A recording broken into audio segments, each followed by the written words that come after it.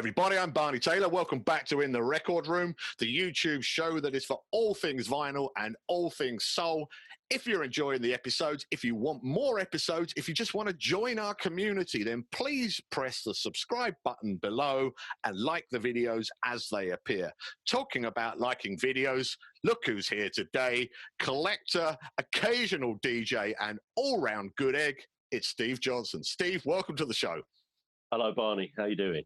I'm very well today, and I'm really pleased to see you because this is a thrill for me because we have kind of met in person. You've come over to Dublin and played at D8, which was a great set, but we didn't really get that much chance to chat at D8 because I spend my whole time standing by the door and all of that kind of stuff. So it's really nice to have you on the show today to just pick your brains about the records you've chosen and kind of how you got into collecting. So you know, Steve, what I'm going to ask, don't you? I'm going to ask by getting you to tell the story of where did it all begin for you?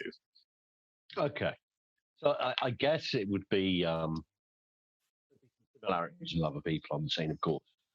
So I spent about 10 minutes being a mod, I think, in the early 80s. Okay. Grew up in a skinhead predominated area, so yeah, it wasn't really fun. So I got out of that really quickly, had a brief flirtation with the scooter scene. I just found that, yeah, it was fun, but there was a lot of too many violent people about. Football kind of hooliganism was being kind of addressed at the time. Yeah, it swapped over to a large extent of the scooter scene. People got a bit silly. I thought, plus, I kept breaking down. I'm not a good mechanic. No, I know that feeling. I had a scooter for a while. But what it did do is it awakened an interest. Yeah. You know, and I was very fortunate around the time that I moved out into my first flat, quite young, knowledgeable about most things. Very quickly started going to a local night, which was under a hotel, the now famous Tunbridge Wells Donuts. Okay. And older crowd, taken under wings, a few wings. And through that, got to meet a couple of very pivotal people in my life. Yeah. Who then started taking the 100 Club at a tender age of 18 or stuff. So, yeah, that's kind of how it started for me. Yeah. But I will say at the same time, you know, I was spending as much time as I could in London out of the soul scene. Yeah. Going to clubs. But, I mean, London was proliferated with clubs at that time. Now, obviously, or been progressively shut down. Right. Yeah. But, you know, the things like sneaking into the WAG, you know, at the same time, some of the sort of really good rare groove wave stuff that was going on. Yeah. Shake and Finger Pop, when sort of Norman Jay and people like that were starting out, and Charles Peterson. Yeah. So it was quite eclectic, you know. I was as much into all the kind of rare groove stuff that then developed my kind of love of funk, as I was the soul music. So, but weekends were spent being driven up north, 2-3 carloads of us going to things like Stafford, top of the world, Fleet, Wirrina, Peterborough, Hinckley, even a few further up. You know, I think we did Scotland once. Wow, okay. Long haul. Yeah. Yeah, most weekends are on the road. Yeah. You know, then you were young enough to all-nighter, all-dayer, maybe another all-nighter, get home, be fresh for work. If you did that now, you'd have a week off. I can't even begin to think about that kind of journeying now, but that journeying is a pivotal part of so many people's lives, isn't it? Actually getting yourself together with your mates, getting in a car and heading off somewhere, the excitement, listening to tapes in the car on the way. Wow. So how did that turn from traveling and listening? How did you get into collecting? I got into collecting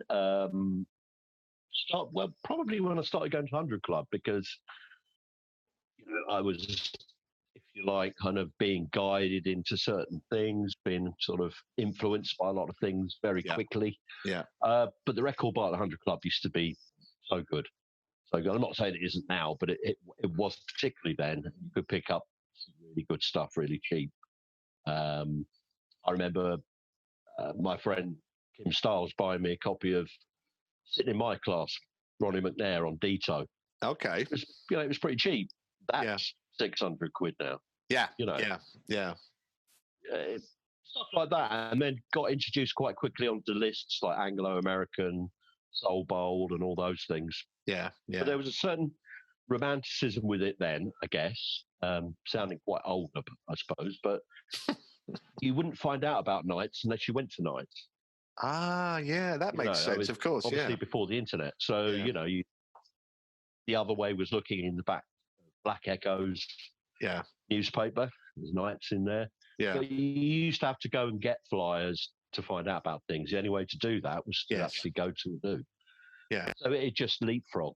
It was a nice way of finding out. And the same with records. You'd go as a learning experience. Well, I still go as a learning experience. I try and go to the nights where it's an education still, where you're still like, wow, what's that? And it introduces you to people as well. I think that's part of the impulsive collecting as well, isn't it? That you're always looking for the next thing, the next experience, the next record, the next person to chat to. I mean, that's why I started this show, really, just to kind of listen to people's stories about an impulse that's very similar to mine, which is I want to hear something new, and that's not because I don't like the things that we all know, but it's like wanting to watch a new film or see a new painting or read a new book, isn't it? It's the same thing. As a good friend of mine says, it's a very broad church. And it's so split now, though, isn't it? Way back when it was soul music, everything was soul music. Yeah. Now it's crossover, it's funky edge soul, it's slow and low, it's low rider. It was all soul music back then. Yeah. I mean, one of the things a lot simpler. Yeah, I think so. I mean, one of the things we've always thought about when we put on nights is just. It is just, for me, still, it's just soul music. I mean, really, it's just dance music. And that can go from 60s up to now. And there are so many points of reference in between. So we would never really distinguish between, if you've been at D8, if you had a house track that you thought was going to fit the moment, then nobody's going to come running up and strong arm you off the deck saying, Steve, what are you doing? We said 60s, so Great music policy. Well, I look. I think it's no disrespect to anybody else, but I think people listening to music want to hear variety as well, don't they? Absolutely. I mean, if you wanted the same stuff over and over again, then there's plenty of places you could go. Yeah. Why would you? Well, I mean, I suppose really what you're thinking about is you as a collector are already describing the broad range of influences that have caused you to buy vinyl. So you're going to look for that when you're going out as well as when you're playing. I mean, maybe that's the next question then. So you're collecting, and it's one of the beautiful stories of lists and mail order and all of those things that actually, again, romance is the right word. I've heard other people talking about the desperate race to get the record before someone else gets it, or to phone the number. But maybe we might then, my question is, you started collecting, and then how did you get from acquiring records to playing records? I think the first time I ever DJed anywhere was probably when I was about 18. I was at college in the South Coast, down in Hastings. There wasn't much going on down there, so soul-wise. A few friends, we all got together and put a little night on at a pub down there. Can't say it was any good. Obviously, was at that point playing some very cheap stuff. Yeah. And also wonderful Ken LPs. I mean, who wasn't influenced by those? I haven't met anybody who, if you say the two words Ken album, nobody goes, what? What was that? Everybody just goes, yeah, absolutely. And then in our minds, influential. Absolutely. I mean, the one for me was Club Soul. That was the first one I bought with the picture of the flamingo on the front cover. But I mean, it's impossible to tell this story without accounting for the influence of Kent, I think. Oh, absolutely. And I mean, look at how it's developed into 40 years at the 100 Club. Yeah, yeah. There aren't many people on this scene that weren't influenced by people like Eddie Grossdale, people like Ian Clark, all the people at the 100 Club, Keb, some other people who are unfortunately no longer with us. Yeah. I don't think anyone can deny their lineage from that, really. No, and I think that's the central part of a lot of the stories I'm hearing. People from all round everywhere congregate to this kind of shrine in many ways. I mean, we'll come back to that in a moment because I want to hear your reflections on the 100 Club. You've already talked about how it was at one stage, maybe still is, a great place to buy records. But let's talk about your first record, because for some people this is easy, for some people this is hard. How was it for you choosing 3 records? Relatively easy. Just because you all have something that was hard to get hold of, something you didn't perhaps know for years, something you thought you'd never be able to own, and then happen to find one at a decent price. Some of these I've been after them for 20 years. So 20 years. I love this story. Come on. So the first one, I mean, would I guess be first heard by me kind of, I guess, on the those days of Rare Groove, the early days of Rare Groove sort of thing, late 80s. Yeah. Where it sort of crossed over a little bit into sort of a little bit of getting towards the funk scene and the sort of break scene and stuff like that. Yeah. Yeah. You used to get B-boys there and it was like, wow, these guys can move. Yeah. Yeah. But then you were going at the same time to the 100 and there were still people there who were young enough to be able to, wow. Yeah. So the first record, I guess, let me think about it. Yeah, let me see. Would be Running Wild by Sunrise Movement. Oh, lovely. The reason I picked that is one of those, first time you hear it, the hair goes up on the back of your neck. You just, can't stop dancing. You probably don't find out what it is for a couple of weeks. Yeah. And when you try and get one, back then there was just, I could get hold of that. There was just none around. Yeah. So I've then heard other people play it through the years. Managed to track one down that didn't cost a huge amount of money. Yeah. Probably about 4 or 5 months ago. Oh, wow. Really recent then? Yeah. Purely because it just shot through the roof value-wise. Yeah. Really hard to find a one in good condition, as with a lot of things. Yeah. This one is pretty good grade, and it was probably 3/4 what I expected to pay. So. Perfect. So this is one down, and you got to treat yourself. Yeah, exactly. In the lockdown. So you have waited years for this, then? Yeah, I probably waited 25 more years for a decent copy. And how does it feel to have one? Oh, it's great. It's great, but it's like one of those things, the tick box. Once you've ticked it, there's something else, isn't there? There's always something else. That's the tyranny of collecting, isn't it? That's the beauty of it. Yeah. The beauty, the love, the passion, but also the burden occasionally when you're... Yeah, I mean, that's the thing, isn't it, with kind of groups like Facebook. There are so many great people on there who've got such great knowledge that you're going to be wanting things all the time. Yeah. People put you onto things, think, how have I missed that in 30 years? But easy done. Yeah. So, you're kind of, I've never really had a wants list, a loose one kind of thing. But, if you hear it and you like it, you want, but I'll never get that.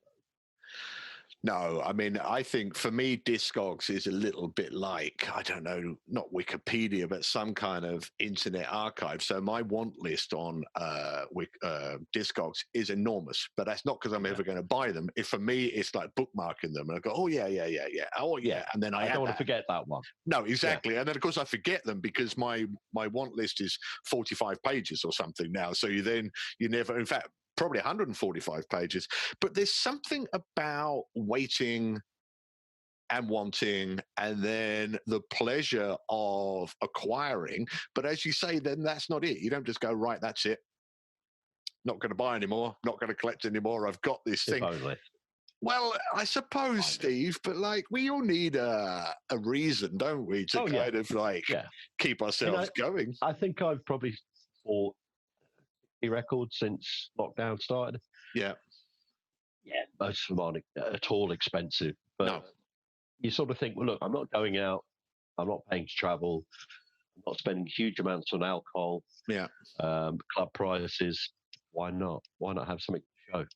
Well, and also it's really nice. One of the things that we're actually doing during lockdown is keeping the post people busy over here. My whole street, people are just constantly they've got electric bikes, our post people over here. So there are giant boxes on the back full of stuff because everybody's ordering. So absolutely. I mean, ordering and also buying records off of people is keeping that kind of, it is an industry in some ways, people selling and collecting. So it's keeping people ticking over as well, isn't it? Yeah, absolutely. It's like going to your local shop rather than going to the supermarket. You know, it's a lot of people. Steve, perhaps you might tell me about your second record, because this thing about collecting is, as you say, once you start, you don't really want to stop. I mean, I get the impression from talking to you that if it wasn't records, it would be something else. It might be books or pictures or, you know. So let's keep going, because I just love stories about objects. So what's your second record, Steve? Let me dig it out. So second one was, it's Don't Turn Your Back on Me, Jack Montgomery. Oh, lovely. B-side, Never in a Million Years, beautiful instrumental cover. You played this at D8, I think, didn't you? Yeah, I snuck it on last thing, just before Tony come on. Just as a little finisher, but just because I never hear it played, and so therefore never get to dance to it. No, but then you probably, when you stuck it on, you didn't get to dance to it anyway, did you? About the last 10 seconds. Something like that. But so talk to me about this, because Jack Montgomery is one of the first names I came across from the Kent albums, whatever the song was, Dearly Beloved or whatever it was. So it seems like this is one of those too familiar names, because one of the things you're talking about with collecting is going and digging and moving beyond. But the track itself is an unusual track, isn't it? It is. I guess, now it would be, I guess it's one of the most well-known rare Detroits. Yes. It's probably still accessible to kind of most people. Yeah. The others are. Yeah. First heard it, we can't really sort of talk about sort of soul music without sort of, doffing a cap to the people that have always influenced you and yes, absolutely, brought you into it. So for me, that was a really good friend, Kim Styles. Yeah. So he used to run the thing I used to first go to, used to go on the club with him. So he used to play this, but as a cover up. When I first heard it, he covered it up as Detroit Chimes in the Dark. Nice. That was the other side, Never in a Million Years. Beautiful, beautiful record. I didn't find out exactly what it was for probably about 4 or 5 years because there was no internet, etc. He wouldn't tell me. No. Then it took me probably about another 10 years to get one. But you didn't know what you were looking for, though? When I did find out what it was. Okay, yeah. So, again, before the internet, before your manship books, the only way of finding out what the flip of something was, or if something was the flip of something else, was just asking as many people as you could. Yeah. But you had to see them to ask them. Yeah. So things took a lot longer, didn't they? You couldn't of course they did. Someone. Yeah, and also... go on. So, yeah, I mean, I was so pleasantly surprised when I did get it, for the Never in a Million Years, that it had the most beautiful piece of Detroit on the other side. Yeah, I'd say it's probably my favourite. It's in the top 5 my all-time favourites, I think. But I mean, this is a recurring conversation about flips and about buying something for one side and then actually realising you've got a gem on the other side, or indeed Yeah, I mean, and the notion of the tooth is quite interesting, isn't it? But also the notion of cover-ups, which is a very, very traditional part of this story, isn't it? That when people have a record, that you know, I mean, you still see lists on Facebook in the playlist where it says "see you" and things like that, and I think that adds to the mystique, doesn't it? Because it's not people being cruel and mean necessarily. They're just kind of contributed to the mystique of the music in some ways. I don't know whether that's how you see it, or do you think they're being mean and cruel? They're probably trying to save you some money. There is that, of course. So there's generosity in the cover. There's generosity in there. But no, of course, yeah, it adds to the mystique and the romance to me. It does. And I think also it goes back to this impulse that we have that if we want to find out about something, especially nowadays, because you just type anything into a search bar, there's still something romantic about not knowing what something is and having to take the time, you know, and that it's been a revelation for me sharing a flat with my current flatmate, Jules right. Pallet. Yeah. Fantastic off the scale knowledge. He's put me onto so many records. Yeah. Yeah. You know, maybe I'll put him onto about one or two, but no, he's got great. He's one of the Tony Smiths of this world. Tony being another knows his shit. Yeah. Yeah. And you know, and obviously Mr. Tony Rounce as well. Yeah. Yeah. No, I'd like to get Jules on the show at some stage. So next time you see him, he'd have an interesting few stories, I tell you. Yeah, no, absolutely. But one thing I wanted to do before we talk about your final record is I wanted to take you back to the 100 Club, because this is such an integral part of so many people's lives that I need to keep asking. I feel kind of compelled at this stage, and I think I wouldn't be doing the show properly if I didn't ask people like yourself to talk about the 100 Club. So, Steve, talk to me about the 100 Club. Well, I mean, first thing I'd say about the 100 Club is that I think it would be a complete miscarriage of justice if at some point AD didn't get an MBE for his services to music, and particularly London nightlife. Yeah. He was banging about London nightlife being non-existent. Here is a man who's put 40 years of his life into making sure there's something that's consistent and has always been there. And it's gone through hard times. Yeah. When there's been hardly anyone there, it's gone on a big wave of popularity again now. Yeah. But yeah, it's had its down times. So, you know, thank you so much, Adi Croasdale. I think my first abiding memory of going down there, the first time I went, was a little bit of trepidation. Yeah. The guys I was with, much older than me, ex-Wiganites. Yeah. New to it all. First thing I remember is it's like stepping off a plane in the Caribbean back then. Right, yeah. The heat, as soon as you got to the bottom of those stairs, was like a furnace. Yeah, so straight in your face. Yeah. Straight in your face, like walking into an oven. Yeah. And I think back then, the only ventilation was a fan-like window in the blokes' toilets. So you can imagine, you know, there were people nigh on passing out all over the place, but so frenetic. Yeah. Obviously, we were all a lot younger. Yeah. So the music was faster. Yeah. People were dancing a lot more frenetically to it. Yeah. There was a fair amount of substance in the air. But it was just the bang, the liveliness of the place. Yeah. Yeah. I mean, to just see 2 or 3 people who are just the most amazing dancers owning these regular spots on the dance floor. Yeah. Yeah. You know, the obvious ones. Darge, but loads of other people. Yeah. A lot of which have gone by the by. Some people have got out of it. Some people have died. Yeah. But the not wanting it to end thing. I know that feeling. And it going really quick. And before the bar being open all night, you could only drink till 2. Then it was soft drinks. Yes. Yes. Yeah. But, you know, it just the feeling of belonging when you left there. And I met some of the most pivotal people of my adult life there. Yeah. I have to say, you know, and there's a lot of them are still friends that are still into it and still going there.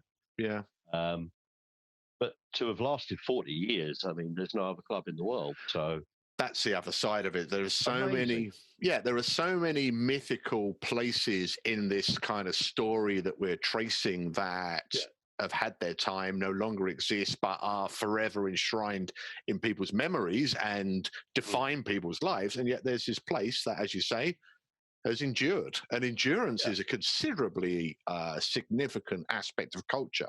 Something surviving for that long and meaning so much.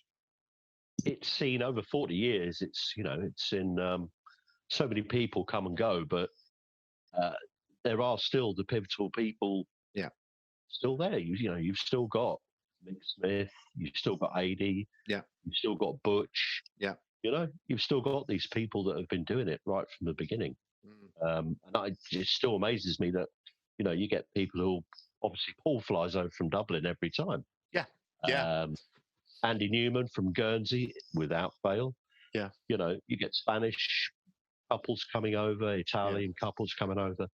So it does attract people worldwide just for the night, which is quite something. I mean, I have gone abroad for a night, but it hasn't been that often. Weekenders, but one night, a nighter. That shows you're doing something right, I think. I think it does. I think it underlines once and for all the significance of this very specific place in a very specific part of London that just means so much to so many people. Which I would say, if you look at other cities that are massively kind of based around, you know, have a lineage of soul music, Manchester being one of them. The same thing for a smaller kind of period of time, 5-6 years, for the legendary Different Strokes. You know, I mean, wow, that place was amazing. The first time I went there, I had exactly the same feeling as the first time I walked in the 100 Club. You know, and again, pivotal people that have influenced you. The most amazing DJs up there, not least of which being Steve Cato. Absolutely. You know, absolutely. What a range of taste that man's got. He's put me on so many records, Steve. He's a lovely guy. And Richard and Matthew. You know, no, that's a shame that, you know, everything's been called off. We'll be there next year. I think that's the thing, because there is something very significant. I mean, that's going to be the next stage, I think, a part of this journey, moving out and contacting, speaking to people and getting their perspective for future episodes, because it does all fold into it. And I think what it allows us to do is also fully understand that this is just a universal thing, you know, and it's one story at a time, one record at a time, one venue at a time. But I think that's how storytelling works, isn't it? I think. Absolutely. I think so. I mean, I can't think of anything I'd have been doing for the last 35 years that would have put me in touch with so many wonderful people. No. I struggle to think what else would have done that. You know. No, I can share that sentiment. I mean, you know, my experience of everybody I've met, and, you know, everybody's just so generous. Everybody is so kind of inspiring as well. When you see people and they're very humble about what they do and what they've been collecting, there's no kind of, I don't really see the bragging. People don't ever say, look at me, look at my records. They just kind of, it's not about them. A lot of the time people just say it's about the dance floor. Yeah, absolutely. And let's not forget the range of other people's ranges of influence as well. I mean, I love house. I love jazz. Love reggae. Love all sorts of stuff. But I always come back to the soul. As being the primary. I think so. Steve, I'm going to ask you to just connect our story and our time together by telling me about the third record you've chosen. And just sort of what it means to you. So this one would be one from the funk days. As I talked it in the past as it being the fantastic Madame JoJo's. Right, yes. Obviously, Keb had for a long time, 10 years, I think it was at the end. But another so influential person over so many people's tastes, mine included. And that one, that was one I'd heard him play. I first heard it off one of his albums, heard him play it at JoJo's. Again, really hard to get hold of. not hugely expensive, but just don't come up. But yeah, I mean, again, for me, I'd have to put those Deep Funk albums up there with the Kent albums. Because some of those records, I have a few, but some of them I'll never have. It's the only way, it put me onto those records. Yeah. For the sake of people watching, you need to say what the record is, because you held it up briefly. Oh, yeah. Sorry. No, it's fine. It's just people are going to be interested. And indeed, if anybody is interested... Fourtail, Losing You. Brilliant. Brilliant. So if anybody's interested in Steve's records, why not leave comments about his choices in the comments below? So what made you choose this then? It just grabs me every time I hear it. It was one of the best things I heard. Yeah. Quite a few down at JoJo's. Yep. And I have so much respect for,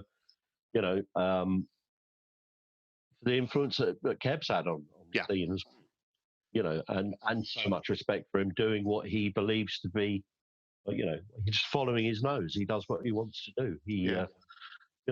He's moved on. Yeah, and, absolutely. Does some fantastic nights. Something different. No, absolutely. Steve, listen, I think that's a really interesting place to leave this, because I wanted to hear your perspective on things. As I said, when we first met, didn't really get the chance to chat, but I'm thrilled we've had the chance to chat now.